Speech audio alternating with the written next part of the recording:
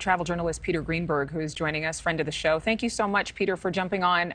So they're saying that flights can safely land, but they can't depart, except for we were getting reports that at Newark Liberty and Atlanta Hartsfield-Jackson Airport, because of congestion, because those airports were just so busy, they were allowing some departures to resume. Had you heard about that? Yes, they've done that already, but the 9 o'clock number that you're hearing is really a relative term. The airlines will not get back on track for many hours today. You'll see a number of delays morph into full cancellations. Otherwise, the airlines can't stabilize their schedules. And what's going on right now is for every hour that they've been down, keep in mind, they had this problem starting about 4:18 this morning Eastern time. We're dealing with a lot of incoming flights from overseas that had left many hours ago. They're being allowed to continue. They haven't been turned around. They haven't been diverted. But for departing flights, it's a cascading ripple effect that could easily extend until tomorrow. Have you ever heard about something like this going down with this particular technology, the NOTAM system? Well, the NOTAM system stands for Notice to Air Missions. And of course, it used to be called, if you really want to go back to the sexist days, Notice to Airmen. They've changed it. But what's interesting about this is it's an antiquated system. It's part of what the FAA is trying to change. It's called Next Gen. The irony about it is that the FAA has been talking about Next Gen for 2 generations.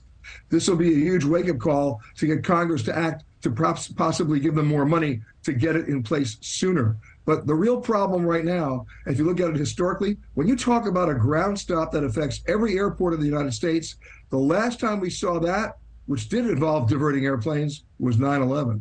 And it's not quite to that extreme, but this is the second worst situation we've seen, is what it sounds like you're saying. The only thing worse was on the day of 9/11. In terms of the domino effect, with so many flights not able to take up off the ground, could this possibly trickle into the rest of the week? Oh, it will. There's no doubt about it. Remember, on any given day, you've got 45,000 airplanes in the air, about 2.9 million passengers. So anytime you have that ripple effect, it doesn't just get resolved in 3 hours. It's a multiplier of that. So I'm reasonably assured, and not happily so, of course, that this will extend at least through noon tomorrow. At least through noon tomorrow. Is there anything else that someone headed to the airport or has a flight scheduled for today should know and should do? Well, right now, the delays have been going on for at least 3 hours.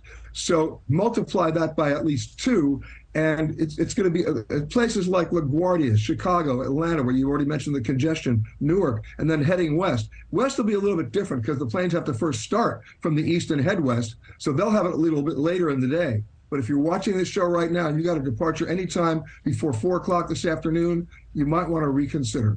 In terms of the danger of this, I mean, I think about the transport of people, but I also think about the transport of medical supplies, packages. How significant could this be? I mean, I think about if our train system, we were talking about the strikes with our trains. If something like this were to happen for just a day, it could really set things off in a myriad of ways.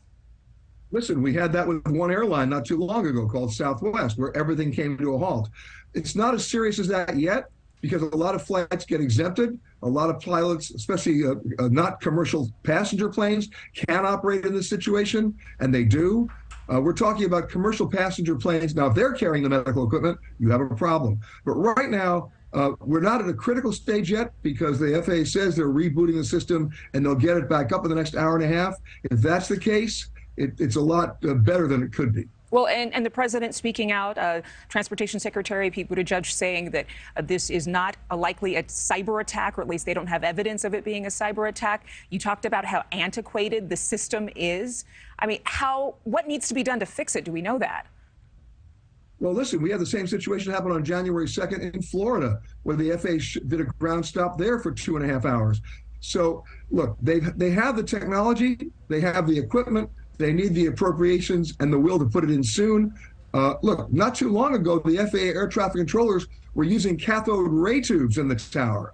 So that's where we are. We need to really wake up and get that equipment put in. And again, we're talking about this breaking news that we've been following, the FAA having these technical problems that have affected flights nationwide. United Airlines was the first to speak up and say that they were not allowing their planes to get off the ground. But again, you can't stop all these planes from landing. There are a number of them in the air that are scheduled to arrive. And as far as you know, Peter, we're still seeing planes at every airport in the country land. We're just not seeing them take off. Yeah, the flow control for landing is going to be okay. It's getting the planes dispatched on their original routings that's going to be delayed. And with that, it's a domino effect, because if they don't have original routings and they have to get other planes that were scheduled earlier today off the ground, this could mean that people will have to possibly sleep at the airport or go home and have their flight rescheduled for another day.